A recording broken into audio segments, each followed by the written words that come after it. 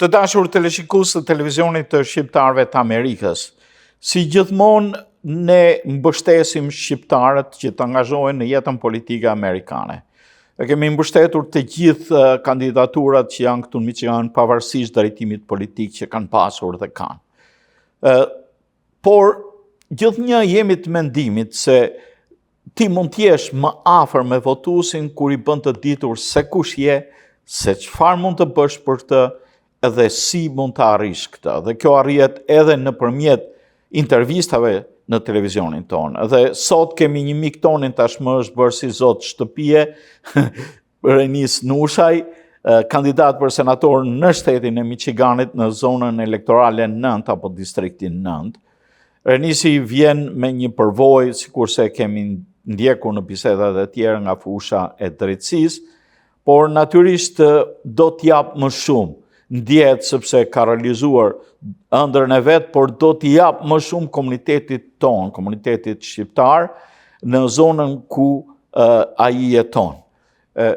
Për të diskutuar mbi këtë dhe për mbulësitë e tjera se si po shkon fushata, ne kemi ftuar edhe një herë zotin Renis Nushaj këtu në emision. Renis, mirëseherë. Mirësevgjeta, faleminderit. Atëherë fillojmë me pyetjen e parë, si po shkon fushata apo puna juaj? Fushata po shkon shumë mirë, ne jemi me fat, dhe i falenderoj për ftesën gjithsesi. Jemi shumë me fat që kemi mbështetje të madhe si nga ky komunitet dhe nga miq, familja, gjithë njerëzit që kemi rreth përçark vetes, dhe detyrimisht jemi të angazhuar në mënyrë totale. Jemi në 2 javë të fundit të fushatës.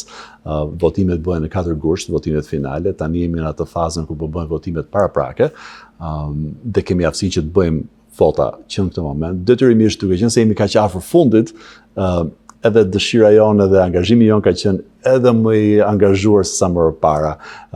Edhe siç keni thënë më përpara, është mbase pak më i rrëmujshëm tani, për arsye se keni dëshirë që të arrijmë sa më shumë që të mundur në këtë kohë në ngushtin e ka mbetur, duke qenë se shikojmë fundin e fushatës. Kështu që kemi bërë më shumë, kemi trokitur më shumë dyre se zakonisht, po bëjmë më shumë intervista se zakonisht, po bëjmë më shumë angazhim social në media sociale se zakonisht, edhe këto janë gjitha normalisht për të arritur ato, duke qenë se jemi afër fundit dhe afër atij vendimit final. Një nga gjërat që unë kam vënë re, sidomos në politikën amerikane, është fakti që politikanët kujtohen për elektoratin gjatë fushatave. Harrojnë pastaj çka i kanë thënë. Megjithatë, ju më keni thënë në një bisedë paraprake faktin që keni trokitur derë më derë. Unë do desha të di çfarë ju kanë thënë zgjedhësit e tuaj potencial, çfarë kanë kërkuar ata për jush. A ju kanë njohur ju, apo jeni një person i panjohur që troket në derë dhe i thuat ca gjëra për politikën, por ata duan të zgjidhen ato që janë më imediate, dhe në këtë mes çfarë kompetencash ka një kandidat i mundshëm apo një senator i mundshëm i shtetit që të ndihmojë mirëqenien e elektoratit? Ajo është pyetje ai sa është e fokusuar është edhe gjëra do ndi përgjigjen një të mirë. Me fokus, po dhe me gjërësi gjithashtu. Është interesante, në aspektin personal, unë normalisht kam 16 vjet që jam avokat, dhe kam pas fatin të përfaqësoj, si thua, mësoj me sa rrolla brenda komunitetit tonë, në çdo gjykat mundshme, në çdo aspekt mundshëm të ligjit që kemi. Detyrimisht si edhe prej reklamave që kam pasur gjatë viteve dhe angazhimit social për te fushës së ligjit, kam pasur fatin njoh shumë njerëz, njihem me shumë njerëz, jem, si thua, relativisht i njohur brenda botës time. Ajo më ka ndihmuar te masa në lidhje me këtë kandidaturë. Detyrimisht edhe angazhimi që kemi pasur dhe natyra e fushatës që kemi pasur në përduar dhe që kemi shpalosur gjatë këtij viti tani, se kemi kaluar vitin që kur hodha kandidaturën. Ka qenë diçka që na ka ndihmuar te masa në lidhje me njohjen ndaj komunitetit. Kështu që kur shkojmë trokasim në përdyer, qoftë unë, qoftë anëtarë të tjerë të ekipit të elektoral, në vijat përgjithshme kemi qenë ngrohtë në këtë aspekt, sepse njerëzit nuk është se e hasin emrin për herë të parë, përkundrazi. Biles nga një herë çfarë shohim ashtu don, ai është avokatim, ose ai njoh për këtij angazhimi social që ka pasur Renisi, gjëra të tilla. Edhe ajo është diçka me vërtet pozitive. Në lidhje me aspektin e pyetjes që ka të bëjë me çfarë po dëgjojmë nga dyert, mbeten akoma të rëndësishme në shumës aspektet e ekonomisë edhe aspektet e aftësisë për të përballuar ekonomikisht realitetin. Ato që quhen anglisht affordability. Edhe ajo mbetet e rëndësishme dhe është nga janë është edhe e kuptueshme edhe e çuditshme. Është e kuptueshme sepse këto janë interesat tona individuale familjare. Normalisht nëse je mirë nga aspekti ekonomik, si personalisht ashtu dhe familjarisht, ke aftësinë që të bësh më shumë se sa ç'duhet për te atyre nevojave imediate. Ke kohë që të angazhohesh në mënyrë sociale, politike, më thetash. Nga ana tjetër është e çuditshme sepse jetojmë në shtetin më të pasur në historinë e gjithë njerëzimit. Jo thjesht më të pasur në sot, në gjithë historinë. Dhe që të flasim për botën tonë, për universin tonë, për botën amerikane, dhe të flasim akoma për aftësi, për të flasim për ekonomi, dhe pa aftësi ekonomike, është diçka me të vërtet e çuditshme. Edhe roli jonë në këtë fushat specifikisht, po në çdo fushat, në çdo angazhim politik, si kandidat, si individ që po kandidojnë për pozicione specifike, apo si dhe njerëz që i kanë ato pozicione sot, roli jonë është të japim përgjigje këtyre pyetjeve. Si është e mundur që në këtë shoqëri, në këtë vend, të kemi akoma probleme ekonomike? Është e papranueshme. Ne kemi një buxhet në këtë shtet që është $81 miliard vit për vit. Aq harxojmë për veten tonë. Kemi një buxhet në mbar Shtetet e Bashkuara të Amerikës që është $5.6 trilion. Që harxojmë veten tonë vit për vit. Në një sistem të tillë, qyteti ku jetoni ju, unë, më the tash edhe për qarknesh harxojmë $100 milion vit për vit ke vetja vet. Në një sistem të tillë, detyrimisht është normale që të pyesësh veten, po ku shkojnë këto parë? Po. Sepse nuk është se i shikon, nëse shikon rrugët akoma që janë më keq sa nga rrugët nga vim ne. Këtu ka një problem. Edhe problemi mund t'ia vësh vetëm një emër ka një problem zakonisht. Është korrupsion. Se diku shkojnë edhe parë, thjesht nuk po shkojnë aty ku duhet. Kështu që këto janë ato angazhime që kemi në përdyer edhe në takimet e ndryshme që kam unë me komunitetin. Këto vazhdojnë të jenë pyetjet dhe janë pyetje që nuk janë përgjigjur nga klasa politike, qoftë nga njëra parti, qoftë nga partia tjetër. Sepse po të ishin përgjigjur, do ishin duke bërë akoma sot e kësaj ditë. Do merreshin me gjëra të tjera mbase më të vogla, më të parëndësishme, po fakti që po merrem me këto gjëra madhore, që janë bazike, tregon që klasa politike këtu është e dështuar. Okej, atëherë më thoj 5 çështje që janë kryesore, që janë edhe pjesë e fushatës tuaj, që ti gjen edhe nga elektorati. Patjetër. Unë të them në bazë të rëndësisë që gjoj në bazë të çfarë gjejmë nga komuniteti jonë. Ekonomia, affordability është numër 1. Edukimi. Arsimi është absolutisht biles nga njëherë është momenti që është ekonomia e para, po në përgjithësi arsimi është gjithmonë e para, po kjo është minimalisht e dyta. Si aspekt të tretë është public safety, siguria publike, siguria në bazë të siguria e familjes, siguria e individit që kemi brenda shoqërisë.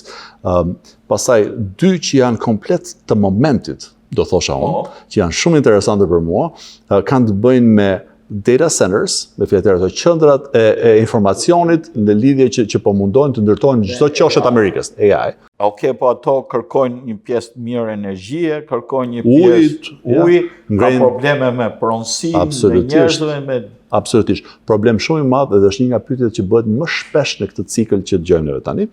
Dhe tjetra është gjithashtu e ndërlidhur me punën e data centers ka të bëjë me këto kamera që po vijnë në çdo qoshe të çdo komuniteti ku jetojmë neve, që janë kamera që supozohet marrin fotografi të vetëm të atyre licencave të targave të makinave, por në fakt marrin fotografi të gjithçka dhe përdoret ato data që kanë ato, përdoren, shiten, merren nga social media companies. Në fakt po më kujton 1984. Absolutisht. Edhe që çdo kush që në çdo derë që shkon, në qoftë se flet më shumë se sa 10-15 sekonda, dashur pa dashur vjen këto dy të fundit. Interesant. Shumë interesant. Po mirë, nuk e di, ndoshta nuk e kam të qartë, planifikohet në i data center këtu në zonën tonë, patjetër, po ndërtohet një edhe është planifikuar dhe do ndërtohet një në Muke Universiteti Oakland University. Është ke një nga ato parking lots aty, sa nëse hyn nga University Drive, sa hyn brenda janë 2 parking lots janë në hyrje. Ke ai që është më afër rrugës, mua aty kam planifikuar ndërtoj një. Squirrel Road. Po, Squirrel Road, tamam. University of Squirrel parking lot i parë që flet aty është parking lot që është numër 37, aty është propozuar që do ndërtohet. edhe mos harro që këto janë e para njëri janë godinat shumtuara që janë vetëm blok betoni, normalisht. Se nuk është se po ndërton njëri diçka siç atë mund të thonë ndërtesat e Parisit edhe hajde se po e pëlqejnë gjithë. Është një ndërtesë pa dritare, pa gjë, vetëm blok betoni, edhe një nga harroj edhe përdorimin e ujit, përdorimin e elektricitetit, energji elektrike që një farë mënyrë rrit elektricitetin, energjinë e gjithë zonës, çmimeve të elektricitetit të gjithë zonës. Por një nga gjërat që ndodh është që komentohet gjatë gjithë kohës është që ka një zhurmë konstante në operacion. Po, që është konstante dhe në lidhje tani unë s'do i bëj nuk di të them me decibel, po di që është e tillë që deri në 1 milje larg asaj ti do të dëgjosh një zhurmë konstante.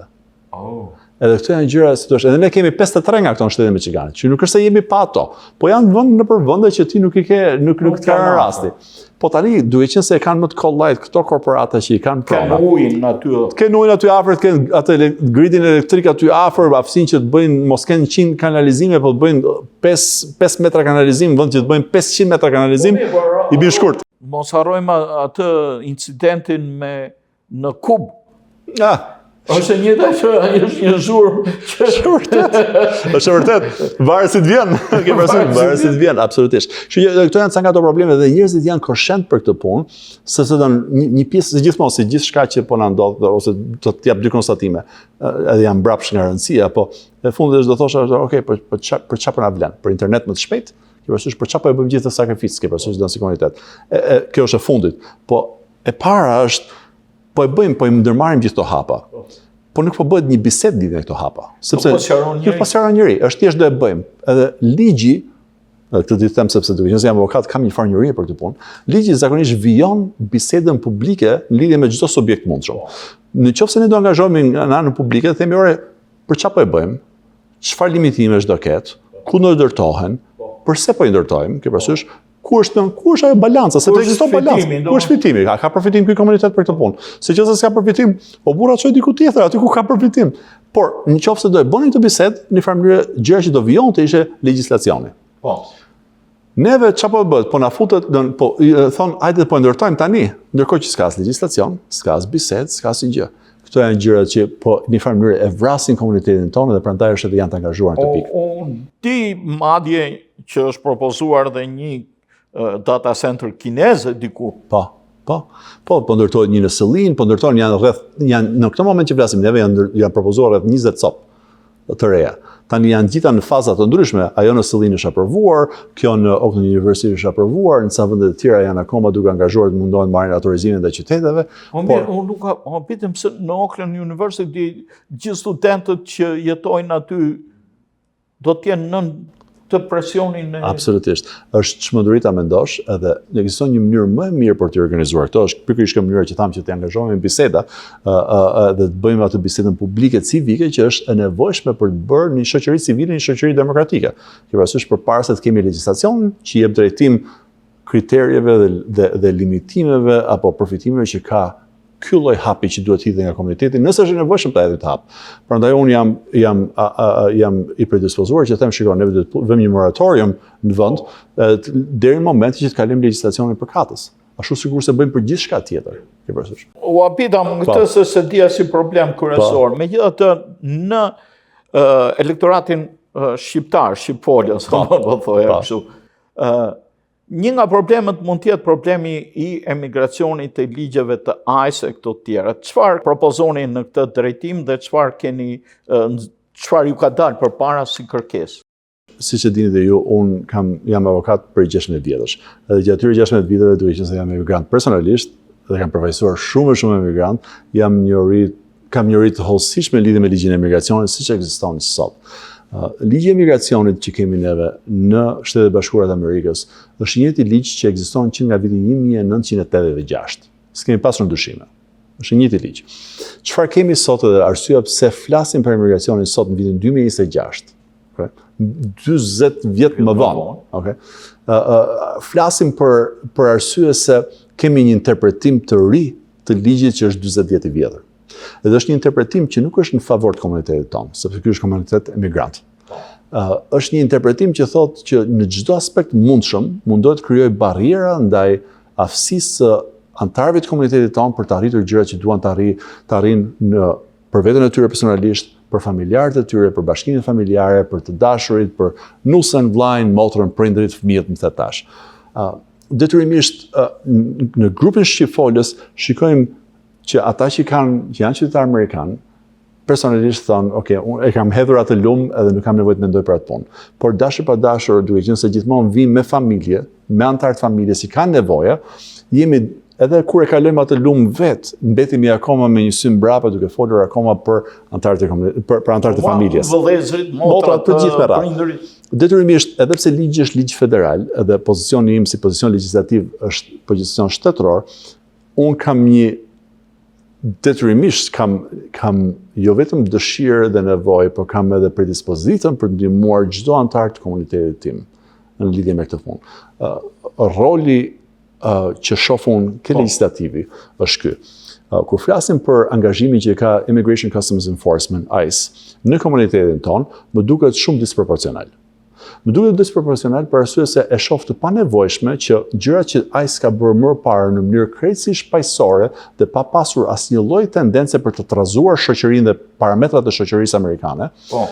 Më parë deri më dje, sot po i bën në mënyrë shumë vizuale, shumë me një angazhim shumë të fortë, shumë disproporcional për problemin, natyrën e problemit. Me fjalë tjera, unë mund të marr një emigrant që është këtu pa dokumenta, mund ta marr thjesht duke tërhitur këtë dera, edhe duke thënë, bujrum hajde me mua, si agent i ICE-it.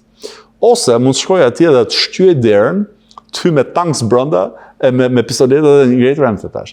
Kam përshtypjen që metoda më e qetë, më e shtruar, më demokratike është metoda e dur. Mos harrojmë, deri më sot, personi që ka deportuar më shumë individ nga Shtetet e Bashkuara të Amerikës ka qenë Barack Obama. Okay?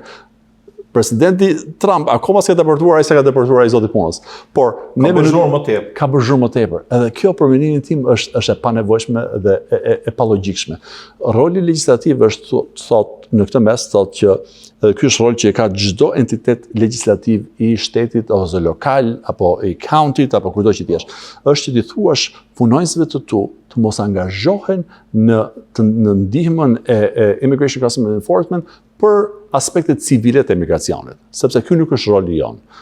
Roli i shtetit është të jetë asnjanës në këtë punë, sepse roli i shtetit është të jetë qeveria federale në këtë mes, të hapi rrugë qeverisë federale të bëjë çfarë është e nevojshme. Detyrimisht, minimalisht duhet që shteti të ketë kryej distancë dhe mos jetë pjesë e problemit, se kur bën njëri zhurmë dhe ti shkon të ndihmosh atë dhe thjesht i shton zhurmë më tepër problemit. Kjo është një gjë që duhet të ndihmojmë ne që ta anashkalojmë këtë lloj problemi që ekziston në moment, në mënyrë se si po bëhet gjithçka. Nëse në aspektin federal pastaj fatkeqësisht unë s'do kisha dorë në atë mes, por do të mbështesja në çdo aspekt të mundshëm të ligjit që ekziston në libra që kemi neve sot, që në 1986-ën, të jepim vlerë atij ligji ashtu si kemi bërë aplikuar deri më sot, sepse s'kemi pasur probleme deri më sot. Sot thjesht po bëjmë zhurmë. Po përmend një rast. Po. Një rast që doli në media, nuk e di a keni hasur ju, një shqiptar i ardhur në vitet 70, në një moment nxehje në një gas station, për të mbrojtur të vëllain, përzihet në një vrasje.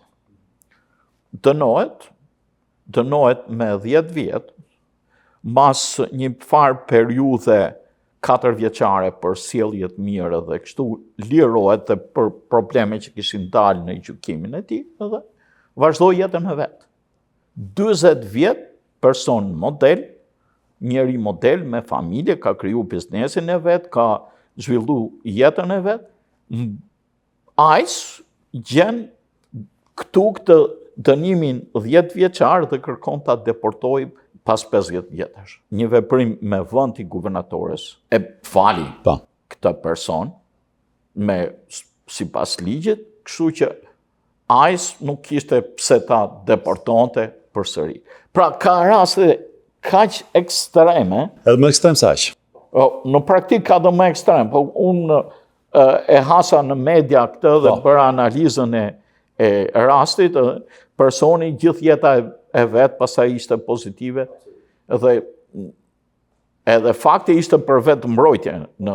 Edhe ligji i emigracionit që ekziston pikërisht për ato raste ku aspekti kriminal, thyrja e ligjit gjatë proceseve të emigracionit pa u bërë qytetar amerikan, është e tillë që është në bazë kategorish. Ne kemi 3 kategori që për cilat flasim, që janë krimet e turpit moral, krimet droge, krimet të rënda. Edhe në qoftë se hyn brenda atyre 3 kategorive, atëherë ka aftësi gjykata e emigracionit të hynë lojë.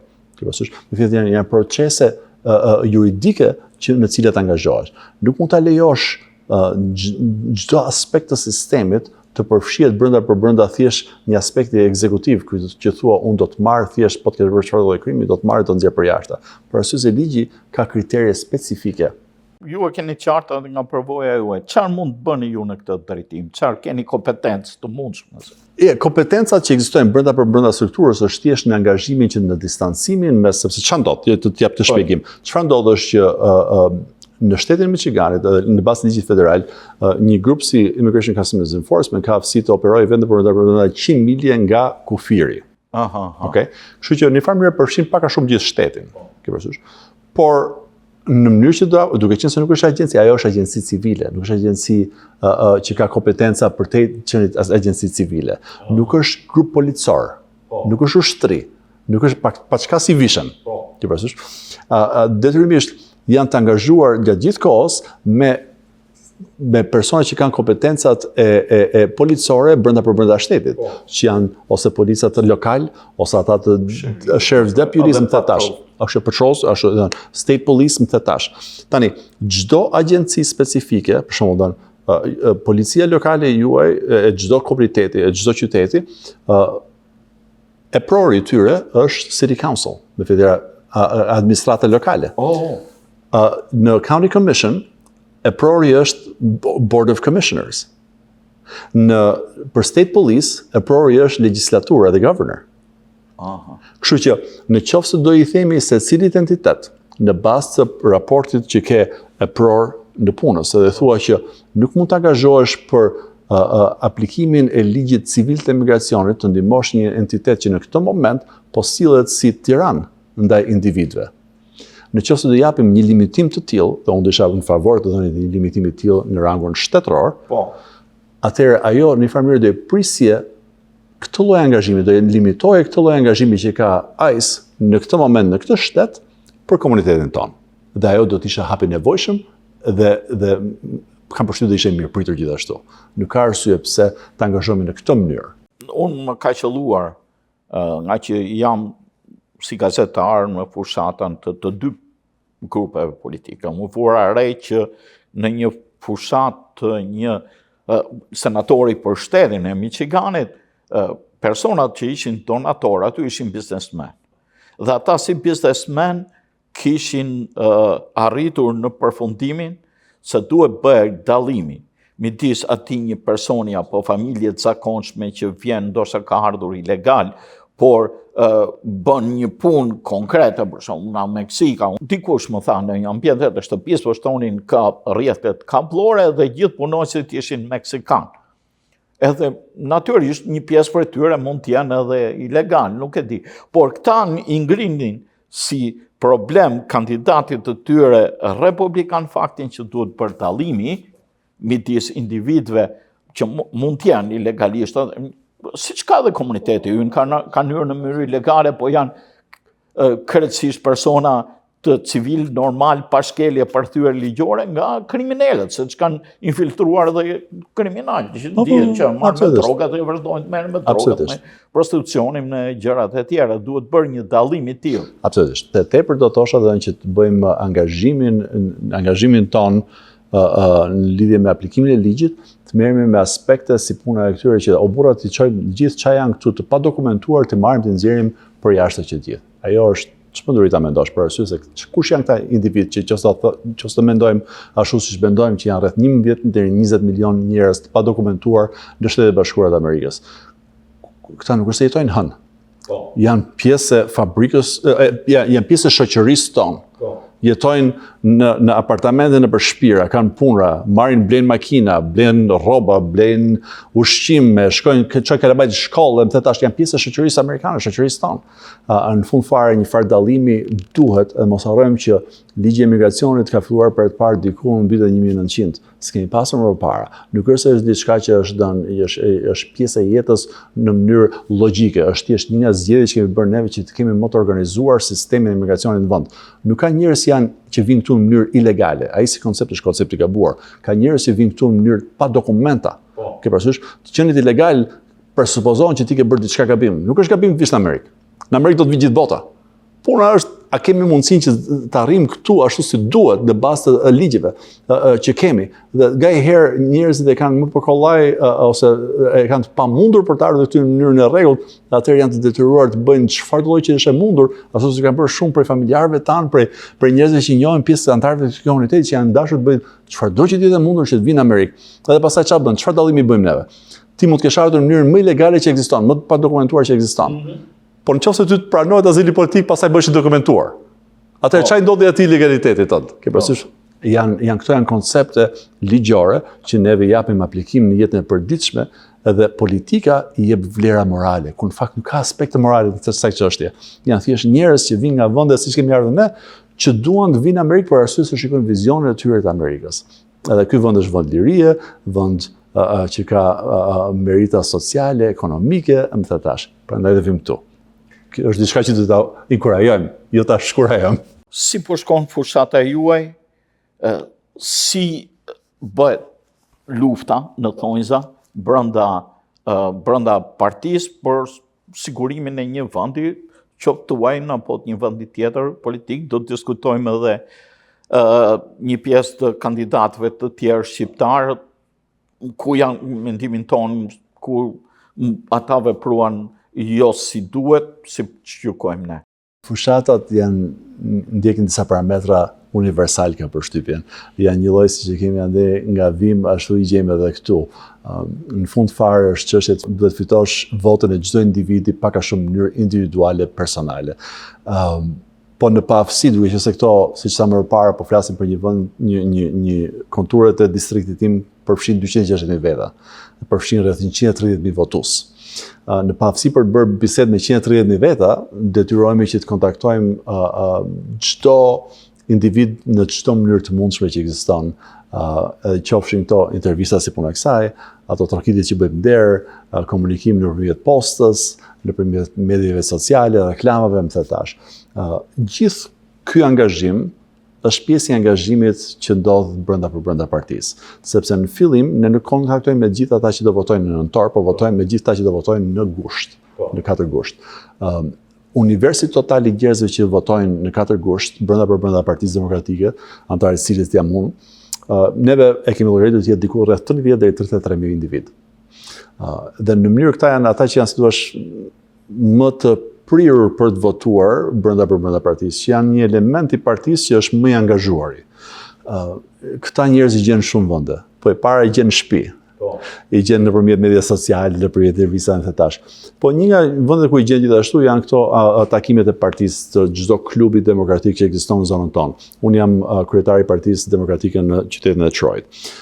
Njëkohësisht kemi Rochester Area Democrats. Kemi Warren Sterling Heights që përfshin një pjesë të distriktit që është Sterling Heights. Pastaj kemi dhe North Macomb që përfshin atë Utica dhe një pjesë të Shelbyt. Këto takime këto janë pjesë e angazhimit. Pastaj plus përveç këtyre, kemi gjithë ato grupet që janë, si thua, grupet satelite të një partie, që janë shoqata civile, ku ti do të takosh njerëz që janë të angazhuar politikisht ose nga ana sociale, në aspekte sociale të jetës sociale të Amerikës. Dhe dashur pa dashur je gjatë gjithë kohës duke, jo dashur pa dashur, por në mënyrë koshente, je gjatë gjithë kohës duke angazhuar në mënyrë individuale apo edhe në grup, në mënyrë që të thuash pak a shumë ngresh dorën, thua shiko, voto për mua se unë jam më i miri në fushë. Ne kemi 3 kandidat, unë jam një nga 3 të mundshmit, dhe kjo e ka bërë si garë, e ka bërë garë aktive. Në përgjithësi këto gara janë relativisht fjetura, por duke që themi 3 veta kanë qenë shumë aktive. Unë llogaris ato gjërat që kemi aftësi të llogarisim, që janë një farë mënyrë që kemi aftësi të prekim, the tangibles, kemi aftësi të ti masim. Në bazë mative që bëjmë ne brenda fushatës tona, duket sikur gjithçka po shkon më së miri. Po ka ca gjëra që nuk i mat dot. Edhe detyrimisht që ato gjëra që nuk i masim, ato janë gjithashtu pjesa e llogarisë që bëhet në fund fare, a fiton as fiton. Kështu që në bazë atyre që masim jemi duke dalë shumë mirë. Duke qenë se s'dim sa gjëra, atëherë jemi akoma duke bërë punë totale në angazhim total në mënyrë që të në një farë mënyrë të jemi aq mirë në këtë aspekt që dim, saqë edhe ato që si dim në një farë mënyrë të kemi mundësi që ti mbysim. Okej. Në një bisedë paraprake ju më folët për situatën, endorsement e tjera. Mund të sqaroni? Gjitha këto shoqëritë civile ose shoqatat e ndryshme që kemi rreth qark vetes, edhe pse kjo nuk është pjesë e praktikës të komunitetit tonë shqiptar. Edhe këto duhet ta ndryshojmë. Ta shpjegoj, ta japet atë shpjegim. Jo, gjithmonë këto duhet të sqarojmë gjërat që duhet dinë tani se erdhëm në këtë pikë të bisedës. Patjetër. Shoqatat e ndryshme komunitare të çdo komuniteti tjetër apo të komunitetit gjër amerikan vinë dhe bëjnë endorsements. Me fjalë tjera thonë, ky është kandidati joni. Kemi bërë llogaritë lidhje me gjithë kandidatët e tjerë, edhe për hir të besimeve, për hir të eksperiencës, për hir të gjithçka apo shanseve që mendojmë që ky person ka që do fitojë, neve themi që ky është kandidati jon. Edhe duam që çdo antar i kësaj shoqatës tonë, komunitetit tonë, më tash votojë për këtë individ. Edhe si pjesë e kësaj bëhet një luftë gjigande në mënyrë që të marrim çdo përfit në gjitha këto endorsements nga çdo shoqatë e mundshme. Unë sa po mora, si që folim që përpara intervistës, unë mora Michigan Education Association, që është ajo sindikata e gjithë mësuesve edhe personave që ekzistojnë në botën e arsimit, që janë 157 veta në shtetin e Michiganit. Unë mora ato endorsement, ata bën llogaritë e tyre, edhe pse kishin më përpara në fshata të tjera kanë bërë endorsement ato kandidatë të tjerë, kësaj radhe më bën endorsement mua. Edhe ajo është fitore e madhe. Njëkohësisht pastaj kemi marrë Michigan Democratic Progressive Caucus, Bangladesh American Caucus, People's Coalition, Arab American Caucus, janë bërë shumë tani, plus individuale, sepse marrim edhe ato nga, për shembull, kemi Sherry McDonald që është e vetmja state rep që kemi këtu, përfaqësuese e shtetit që kemi këtu që është demokrate në gjithë zonën, gjithë distriktin, ajo më bëri endorse mua. Edhe pasaj council members, antarë të Këshillit Bashkiake, të Oakland County Board of Commissioners, Macomb County Board of Commissioners, me radhë kanë bërë gjithë endorsement. Këto janë të nevojshme. Këto janë pjesë sepse këta janë, kur e mendon, janë grupe apo individ që në një farë mënyrë kanë ato individët e tyre edhe për qark tyre që i thonë ashtu sikurse kur merr ti mua një herë në vit apo një herë në 2 vjet thua Renis për këtë do votojmë sa radhë sepse ti mbase e njeh më mirë, edhe unë them Rafael konsidero këtë individ sepse ky është e njoh personalisht, ky është personi i saktë. Këtë punë bëjnë dhe këta. Po kjo ka vlerë, sepse si fitojmë neve këto endorsements.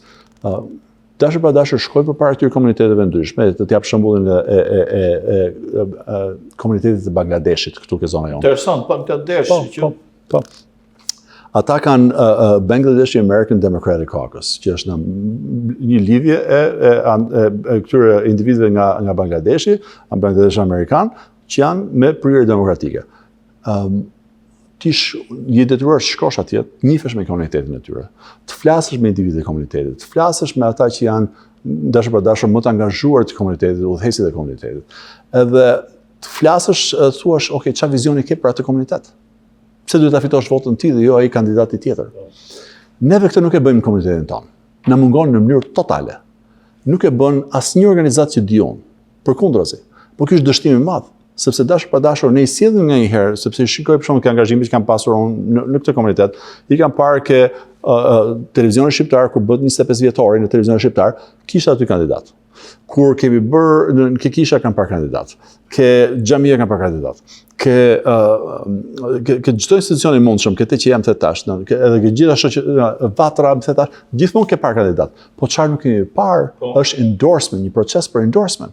Ajo i detyron këta kandidat, ajo i detyron këta që janë të zgjedhur, që të vinë para komunitetit shqiptar e thonë, jo thjesht bëjnë llafe, bëjnë në pallavra kot për komunitetin sa shumë na duan neve të puthim 2 faqe dhe pastaj as përpara. Po të japin vizionin për komunitetin, të flasin për çfarë janë duke bërë komunitetin dhe çfarë do bëjnë në të ardhmen. Që kur të vinë herën tjetër pastaj mas 4 vjetësh, mos na flasin më për vizionin për të ardhmen, po thonë çfarë kanë bërë në bazë premtimeve që na bën para 4 vjetësh. Ajo ka vlerë.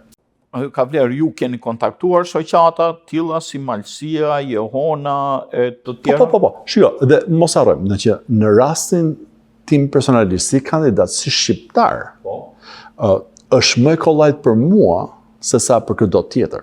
Detyrimisht, për shembull, shoqata Johona Malcis bëri një fundraiser për mua. Të njëjta gjë ka ndodhur në shumë organizata, besoke diaspora, më thëtash, ka një seri me shoqata që bën fundraising për mua që treguan në një farë mënyrë çfarë thon. Ky është kandidati jam. Kjo është ajo. Po mirë, po duhet ta bënte endorsement. Absolutisht. Por nuk është thjesht në aspektin në lidhje me këtë fushat specifike, se po flasim në përgjithësi, jo thjesht në mënyrë individuale. Në mënyrë individuale, unë po përfitoj nga shoqata Malcia. Nga Johona Malcis. Unë po përfitoj nga besoke diaspora, nga teqeja, nga kisha, nga gjithë. Pse? Sepse jam shqiptar dhe në fund fare është më e thjeshtë për neve. Unë çfarë rekomandoj është për shembull nëse flasim për shoqata civile. Çfarë them ty, Gjergj Kastrioti Scholarship Fund. Okay. Kur flasim për Gjergj Kastrioti Scholarship, ai është shoqatë civile. Okay. Aty nuk kur u bë herën e fundit që u bë takimi që u bë tani në fund vitit kur ishte, nuk kishte kandidat aty brenda. Sepse ditëm që isha unë, ishte mos gabojmë Roberti, ishte dhe Suzana, se mbajmë që ta tre, mbasi edhe ca tjerë. Ama nuk foli asnjë nga neve. A ishte nevojshëm të flisim? Jo. Ama po të detyroje kandidatët të flisin, po të detyroje ata që të flisin aty, çfarë do flisim neve? Do flisim për atë komunitet. Do flisim për këtë komunitet shqiptar. Në farë mënyrë do flisim që të fitonim zemrat e komunitetit dhe të fitonim besimin e komunitetit ndaj nesh si avokat. Një organizatë e tillë civile është nevojshme që të bëjë endorsement. Për mendimin tim, është e nevojshme, ose është e dëshirueshme që të bëjë një endorsement, se nevojshme pasi nuk është. Është e dëshirueshme sepse i jep vlerë vetes për mendimin tim dhe çdo grup tjetër, çdo komunitet tjetër bën të njëjtën gjë. Dhe janë shumë të aftë për ta bërë këtë gjë. Po bënim bisedë më parë, unë nga herë shkoj këtë takime, Arab American Democratic Caucus, që janë 5 veta. 5 veta dhe thonë, okay, do endorsement tonë për 5 veta, që mbase nuk do japi asnjë vot në zgjedhje. Ama çfarë bën? Bën të detyrohem të ngrihem këmbë, të komunikoj për komunitetin, detyrohem të mendoj për komunitetin, se çfarë lidhje kam unë me komunitetin, se si do e trajtoj problemin e këtij komuniteti specifik në të ardhmen nëse zgjidhem si senator. Ajo ka vlerë të madhe. Edhe neve si komunitet shqiptar duhet jemi më koshent për këtë, për faktin që ka vlerë, edhe thjesht të angazhohemi. Se nganjëherë është thjesht nuk e ke konsideruar më parë sepse e merr si të mirëqen, nuk është se e kam bërë me koshencë këtë mos angazhimin, por tani që po e shprehim unë e ti bashk, duhet ta bëjmë, duhet ta ndezim atë poç. Ne tani duhet bisedojmë se kemi pasur dhe 2 raste që fatkeqësisht nuk kanë rezultuar siç do të dëshironin brenda komunitetit ton, kandidatja për sekretare të shtetit, Suzana Shkreli, dhe kandidati republikan për një vend në Kongresin Amerikan, Robert Lurgjuraj, i cili u tërhoq kohët e fundit. Pam që Suzana humbi në garën e saj, megjithëse ishte specifike, ishte një konvent. A keni nxjerrë ndonjë mësim ju nga fushatët e tyre? Çfarë kanë bërë? Jo për t'i fajsuar atë që keni bërë gabim, po për t'i ditur që mos bëni një gabim. Po, absolutisht. Unë faleminderit për atë pyetje dhe të dy kanë bërë më vërtet punë të veçantë të rrallë, edhe ishin kandidata me vlerë dhe të rëndësishme për neve si komunitet. Dhe fakti që ishin nga të dyja partitë, si nga Partia Republikane, si nga Partia Demokratike, dhe ajo ka vlerë shumë. Dhe roli jonë si komunitet është që nxjerrim kandidat tillë në mënyrë që të kemi nga të dyja partitë të kemi vlerë, që të jemi gjithmonë mbrojtës, sepse dëshira jonë nëse synimi jonë është për këtë komunitetin si përpara, ne kemi nevojë për ndihmë nga të gjitha anët. Që kandidaturat e tyre ishin me të vërtetë me vlerë për opinionin tim modest. Tani unë jam kjo vjen nga personaliteti im, nga karakteri im, po unë ditem zakonisht edhe këtë do e them, mbase e kam përmendur përpara me ju zoti Rafael, po e përmend gjithmonë që them nëse në fund fare unë personalisht si Renis nuk fitoj, nuk do ja vija fajin askujt tjetër përveç vetes time.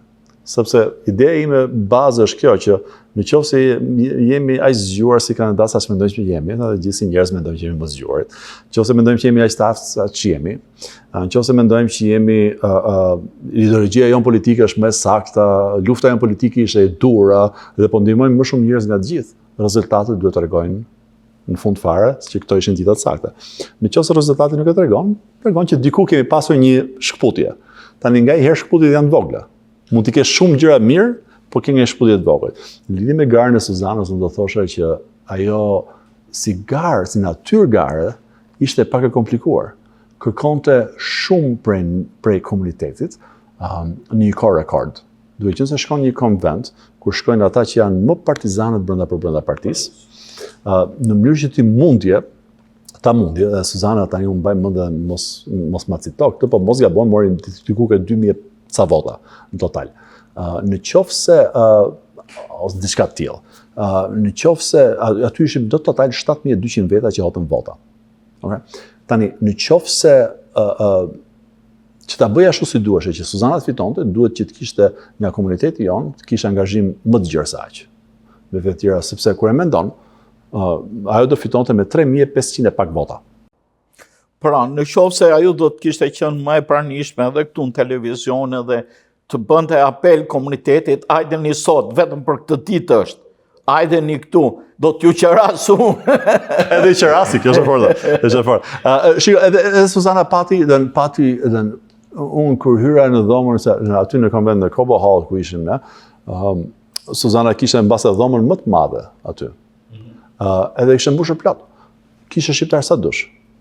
Por ne duke njohur parametrat dhe përmasat e komunitetit tonë këtu, dhe them që kishte aftësinë që të kishte shumë shqiptar.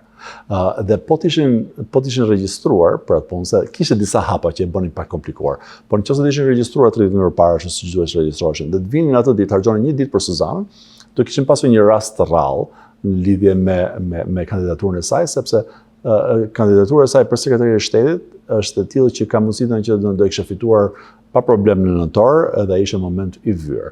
Fakti që nuk pati mundësi, ai ishte fatkeqësi për gjithë neve si komunitet, por në fund fare, gjithsesi kandidatura e saj, edhe çdo kandidaturë nuk është asnjëherë pa vlerë, për arsye se e ndihmon dhe i jep një hapësirë për të ardhmen gjithsesi. Dhe Suzana është vajzare, e ka të ardhmen e vyer për mendimin tim dhe vlerë për komunitetin tonë. Në lidhje me kandidaturën tjetër të Robertit, ajo është fatkeqësi gjithashtu, edhe pse me Robertin jemi në partitë të kundërta, por gjithsesi si shqiptar, unë do kisha pasur dëshirë që ai të ishte i suksesshëm brenda. Edhe merri keq që doli jashtë garës, ndërkohë që votimi ka filluar. Sepse absentee ballots kanë dalë në sistem dhe janë duke votuar. Kështu që ajo ishte fatkeqësi, gara brenda partisë nuk është e kollajt. Kërkon shumë angazhim dhe nganjëherë është garë më e vështirë brenda partisë se sa është, jo nganjëherë, por shpeshherë, është më e vështirë brenda partisë se sa është kur del jashtë partisë dhe lufton dikën nga ana tjetër, sepse dallimi brenda individëve brenda partisë është shumë më i afërt me njëri tjetrin, edhe që gjesh nuancat për hir të elektoratit, që është se mos në pozicionin për kongresmen, ku flasim për 1 milion veta për distrikt, që të gjesh ti nuanca, të flasësh për nuanca, për imësira aq të vogla në një kandidaturë të tillë nuk është e kollajt. Detyrimisht është fatkeqësi. Mendimi personal, domethënë, unë kam sugjeruar dhe Roberti duhet të ishte më i hapur. Jo vetëm maga, duke qenë më i hapur, mund të pasqyronte interesat e popullsisë shqiptare të ndryshme. E kupton, edhe prirjet politike janë të ndryshme. Dhe humbja e mbështetjes kryesore nëpërmjet endorsement që i bëri presidenti e la pa armë Robertin. Ka përshtypje që edhe ky është opinioni im. Këtë do e vërtetojmë nëse unë e ti kemi të drejtë apo jo, do vërtetohet në 4 gusht. Po. Me këtë që do të them tani, por ka përshtypje që substanca është shumë e rëndësishme për çdo komunitet, pse mos për komunitetin tonë, por për çdo komunitet mbar amerikan, se sa ato parullat.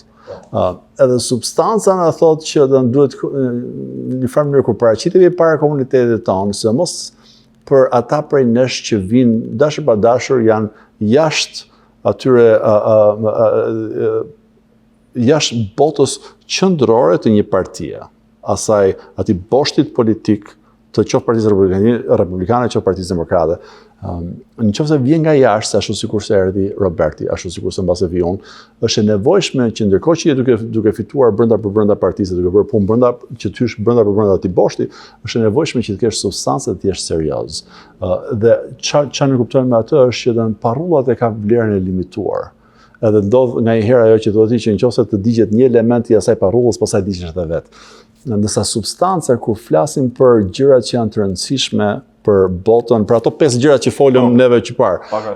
Pak a shumë. Kur flet për substancën, po flet për gjërat që janë në interesin e individit që jeton në këtë komunitet. Dhe interesat janë tilla që mbase kanë vlerën, e kanë jetën më afatgjatë. Ne është e nevojshme që të komunikojmë në mënyrë të drejtë për drejtë me një komunitet që në fund fare nuk ka kot peret me politikë, po dëshiron thjesht të votojë të harrojë. Po. Dhe nëse gjërat shkojnë ashtu si duhet, nuk ka njëri ndërmend ose duhet njëri të di kush është senatori, kush është kongresmeni, kush është përfaqësuesi, kush është janë të parancishme. Nëse i bën gjërat ashtu si duhet, s'duhet dihesh kur fare kush je. Nëse gjërat nuk janë ashtu siç duhet, atëherë fillojnë të fokusohen këtu e thonë, "Ore, pritje, çfarë po bën ti?" Ky luftoi si outsider. Po.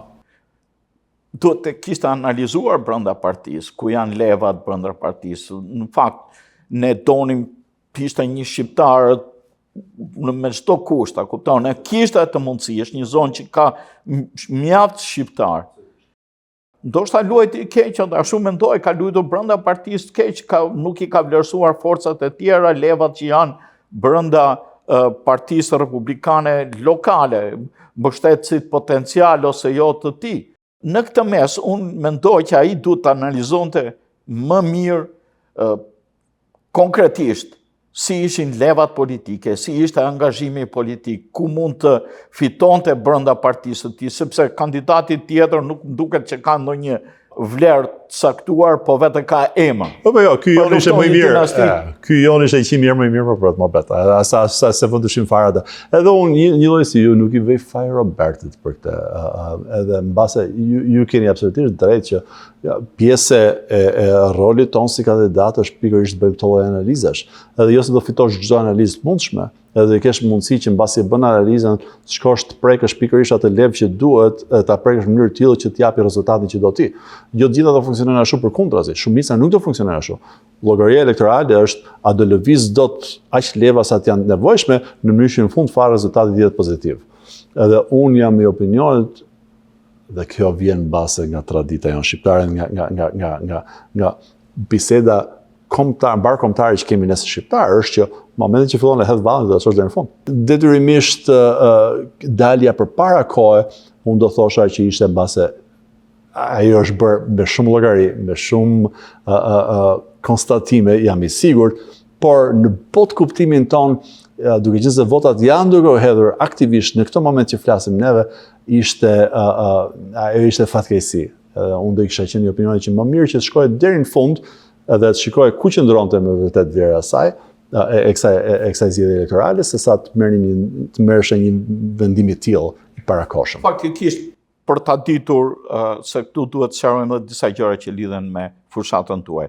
Për ta ditur të gjithë zgjedhësit, Roberti vazhdon të jetë ende në ballot, kushdo e dëshiron edhe mund ta votojë, e kuptojmë, por a do ketë vlerë kjo votë është problem tjetër. Jo, normalisht edhe Roberti është në mbetjet sepse duke qenë se ka filluar votimi, duke qenë se janë printuar ato ballots e gjithçka, në fletat e votimit janë printuar, mbetet akoma në garë.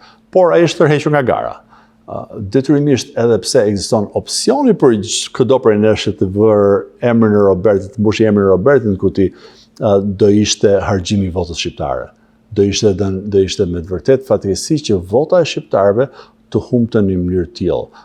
Duke qenë se Roberti ka marrë vendimin që tërhiqet e gara, është e nevojshme që vota shqiptare të ketë vlerë gjatë gjithë kohës. Për arsye se një herë në hënë ne del rasti të votojmë. Edhe sikur unë do isha më kahil që ajo votë të jepesh ndaj çdo kandidati tjetër se sa të shkonte ke parasysh drejt një kandidature që nuk është më aty. Sepse nuk do kishte asnjëherë atë lloj angazhimi që ai të fitonte detyrimisht. Nga mënyra se si organizohen distriktet elektorale, distriktet për zgjedhje lokale, ato distriktet për zgjedhje kombëtare, ne duhet të sqarojmë diçka. Sipas ligjit, nëse ti voton në gusht, voton për një kandidat Partisë Demokratike, nuk voton dot për një kandidat Partisë Republikane. Qofse ti për shembull në atë zonë ku jam unë në Sterling Heights që i takon të dyve edhe zona e Robertit, ish kandidatit Robert, apo kandidatin le ta quajmë, edhe juaja, o do zgjedh Robertin, o do zgjedh ju. Tash i duhet shqiptarët të ndajnë mendjen në këtë mes, o do zgjedhin një person mjaft i mirë i përgatitur, po për arsyet të cilët ndoshta zvaren prej tij dhe zvaren faktikisht endorsement i presidentit. Nuk është se presidenti njeh kandidatin tjetër edhe zgjodhi midis dy tjerëve, pa ata që përshpëritën në vesh i thanë merr këtë se është njeriu jonë edhe që na ka ndihmuar kaq vite. Nuk varen fare nga cilësitë individuale të Robertit, nuk varen fare nga aftësitë që ai ka bërë fushat elektorale, varen nga probleme tjera politike, dinastive brenda Partisë Demokratike. E në këtë mes ne duhet t'i themi votuesve, ta kenë të qartë për këtë do të votojnë në gusht se ja ku erdhi, nëse doni të votoni Robertin, edhe pse nuk është në listë, është e drejta juaj, kushdo mund ta votoj, po ai që voton Robertin, pavarësisht se është shqiptar, do të votoj edhe kandidatin mikun ton që kemi këtu, Renisin apo Ren, siç është në flet, në ballot, të zgjedhin njërën apo tjetrën. Ligji nuk lejon që të votojnë për të dy. Është vërtet. Ligji dhe mënyra se kemi ndarë atë fletë në votimit dhe kemi ndarë në dysh pak a shumë. Që kemi nga janë demokratë nga ana tjetër republikane. Duke qenë se Roberti dhe unë ishim në kandidatura në partitë ndryshme, për dy zonat ku neve jemi sipër, ku distriktet janë mbi njëri tjetrin, që ishte në Sterling Heights dhe në Rochester Hills, detyrimisht çdo shqiptar kishte një farë mënyrë atë dyzimi që do kishte nevojë që të bënte një zgjedhje në mënyrë që mos digje fleta e votimit. Duhet zgjidhte ose të votonte për Robertin ose të votonte për mua. Edhe kjo është fatkeqësi, por është gjëra që ndodhin. Tani që Roberti nuk është më në garë, çdo shqiptar do ketë aftësinë që të votojë thjesht në mënyrë që të ketë vota, e çdo shqiptar të ketë vlerë, duhet që ta hedhë votën aty ku ka kandidaturë. Duke qenë se Roberti ka dalë, unë do kërkoja çdo shqiptari, qofshin demokrat apo republikan, që thjesht votojnë për mua, sepse ajo dihet vetëm mënyrë se të japim vlerë votës. Tani normalisht komuniteti jon ka republikan me kuintal, edhe është më se normale, por kam përshtypjen që çdo republikan do ketë më shumë gjëra të përbashkëta me mua, dhe vetëm me mua, dhe s'ka nevojë të votojnë për asnjë demokrat tjetër, përkundrazi, po thjesht votojnë për atë. Edhe kjo është bërë pak me kollajt në këtë cikël, zoti Rafael, për arsye se nga ana e republikanëve nuk është se ka gara të forta. Kjo ishte vetëm gara e fortë që ekzistonte. Gjithë tjerët janë, duke qenë se janë pushtet, janë individual, nuk kanë pasur persona që i garojnë. Ndërsa neve për hir të gushtit, vetëm për 4 gushtin kemi gara të forta brenda partive. Prandaj vlera e votës shqiptare është të votojnë për mua në këtë anën demokratike, edhe si mos votojnë për asnjë tjetër. Pastaj në nëntor, ky problem nuk ekziston më, sepse në nëntor ti mund të votosh kë palë duash, mund të votosh qoftë nga njëra anë, qoftë nga tjetra, qoftë këtë dyja është kënaqësia jote. Ky limitim ekziston vetëm për hir të 4 gushtit, brenda partisë. Prandaj në mënyrë që të japim vlerë votës shqiptare, duhet që të një farë mënyrë të ecim përpara, mos shikojmë mbrapa. Edhe që të ecim përpara, votoni Renisin. Kollaj fare, kemi bërë më të kollaj s'bën. Mirë pra, të dashur teleshikues, ne sqaruam mjaft nga problemet e fushatës, me vetë Renisin këtu, drejtimet kryesore të fushatës së tij, statusin e fushatës dhe çfarë duhet kemi parasysh. Nëse ke diçka tjetër, të lutem shtoje. Edhe ky është mbase gjë diçka krejtësisht e vogël, po duke qenë se shumë prej nesh votojmë, na vjen në shtëpi fleta e votimit dhe ke aftësi të votojmë përpara. Ka shumë prej nesh, si kurse më ka ndodhur edhe mua personalisht, që ne kemi nisur votën. Kur hikin kandidatët, siç ka ikur në këtë rast Roberti, kur dalin kandidatët nga gara dhe ka ndodhur për shembull në zonën time ka dalë Mallory McMorrow, që ishte kandidate për senatin. Në atë moment shumë njerëz kishin votuar për të. Edhe ajo doli një lloj si Roberti, pak a shumë këmbë njëri tjetrit kanë dalë. Kur doli, ne kemi çuar fletën e votimit mbrapa në qytet, po tani kandidatja nuk është më aty, kështu që ajo votë është e djegur. Kemi aftësinë, çdo individ ka aftësinë që të shkojë prapë këtë qyteti, thotë dua që ta heqë atë fletën e votimit dhe të votojë edhe një herë nga fillimi. O me që është të rrequr personi. Po, me që është të rrequr personi. Pra, kush ka votuar për shembull për Robertin, me që do votonte për Partinë Republikane, ka votuar gjasë siç thon italianët, pra tashmë ka kryer këtë punë, mund ta tërheqë votën, e votojë sërish. E në këtë rast votoni për Renisin. Gjithmonë ke lagje jon. I vetëm shqiptar që ka. I fundi më i kanë. Të dashur teleshikues të televizionit të shqiptarëve të Amerikës, po ndahemi këtu me mikun tonë Renis Nushaj, mos harroni të votoni në gusht. Unë ftoj Renisin edhe për një intervistë tjetër të cilën do ta bëjmë në anglisht, të cilën mund ta përdorni edhe për fushatën. Atëherë sepse në këtë mes do të marrim vesh jo vetëm komuniteti ynë, por dhe komuniteti tjetër amerikan. Pse duhet të votojnë një djalë si Renisi që s'ke ku e gjendë. Përvesa nga anët tona. Përvesa nga anët tona, edhe kemi nga vlora patriotike. I urojmë të gjithë të mirët edhe fitore në këtë fushat, do t'i vlej të gjithë shqiptarëve që të kemi sa më shumë shqiptarë të angazhuar në politikë, po natyrisht ndeshen me dallgët e politikës amerikane që nuk duket aq e thjesht sa vetëm kur e sheh në media, po ka dhe ato lëvizjet e veta nëntoksore brenda dhe jashtë partisë. Atëherë nis edhe një herë suksese. Ju falenderoj, faleminderit shumë.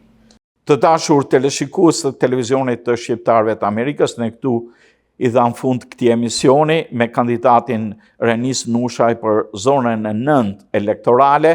Natyrisht po afrohen gushti, natyrisht trokitjet në derë janë shtuar, por mos harroni të votoni Renisin, mos harroni të votoni se kësaj herë në zgjedhjet paraprake votoni o për kandidatin e Partisë Republikane o për kandidatin e Partisë Demokrate. Keni këtë mundësi, vetëm një mundësi, shënoni emrin aty Renis Nushaj dhe ta kemi një djalë shqiptar në Senatin e Michiganit që të ngre jo vetëm problemet e komunitetit amerikan që i njeh mjaft mirë, por dhe problemet e komunitetit ton për aq sa i lejohet Senatit të Michiganit për ligj, staturat dhe ligjet brenda shtetit që të japi një vendim më në përputhje me kërkesat e elektoratit, sikurse ai i përmendi. Edhe një herë të uroj suksese. Ju falenderoj.